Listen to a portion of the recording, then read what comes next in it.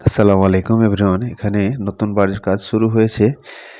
তো কাজগুলিতে কি কি জিনিস ফলো করা উচিত আর কিভাবে কি জিনিসগুলি আমাদেরকে ভালোভাবে চেক করে নিতে হবে। তো এটা তো কোনো একটা বহুতল ভবন হচ্ছে না, তো এটা ছোট পরিসরে একটি বাড়ি হচ্ছে।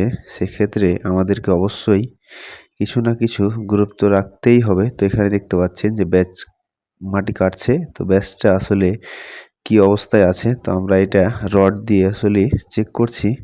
তো রডটা কিন্তু অনেক দেবে যাচ্ছে, তার কারণ যে যতদূর পর্যন্ত দাবছে ততদূর পর্যন্ত কিন্তু মাটি নরম। তো এখানে দেখতে পাচ্ছেন যে যে পর্যন্ত মাটি নরম ছিল সে পর্যন্ত আমরা এক্সট্রা এক সাইডে দেখতে পাচ্ছেন সে মাটিগুলি আমরা কেটে ফেলেছি। আর এখানে ব্যাচ কাটা হয়েছে, তো এখানে বালি ভরাট চলছে। তো এখানে কিছু বালু পড়বে। তো দ্বিতীয়ত হচ্ছে যে বালু দেওয়ার পরে আমরা যখন পানি দিই তখন এই সাইডটা হঠাৎ দেখছি এখানে বালু কিন্তু আসলে এই কোণাটায় কিন্তু আসলে দেবে যাচ্ছে। দেবে যাওয়ার কারণে আমরা এটা ভালোভাবে দেখে এই জায়গাটাতে একটু বেশি পানি দিয়ে এই জায়গাটাকে আমরা ভালোভাবে এইভাবে আমরা কিন্তু আসলে এইটাকে ফিলিং করি। এটা যখন ভরাট হয়ে যায় তখন কিন্তু আমরাকে এই কাজটা করতে হবে, না হলে কিন্তু আসলে যদি ভিতরে কোনো জায়গায় যদি ফাঁকা থাকে তো পরবর্তীতে যে কোনো সময় ব্যাচটা দেবেই যেতে পারে। তো এখানে সোলিং করার পরে ব্যাচগুলি নামা হয়েছে এবং সাইডে কংক্রিটের জন্য প্লাস্টিক লাগানো হচ্ছে। তো সরাসরি ডাইরেক্টলি কিন্তু আসলে মাটির সাথে কংক্রিট করা যাবে না। তো অবশ্যই আমাদেরকে পলিথিন ব্যবহার করতে হবে এভাবে।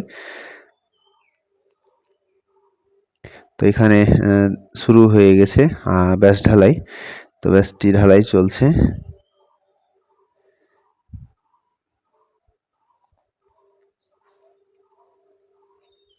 আর অবশ্যই আপনাদেরকে প্রতিটা কংক্রিটে আসলে ভাইব্রেটর ব্যবহার করতে হবে।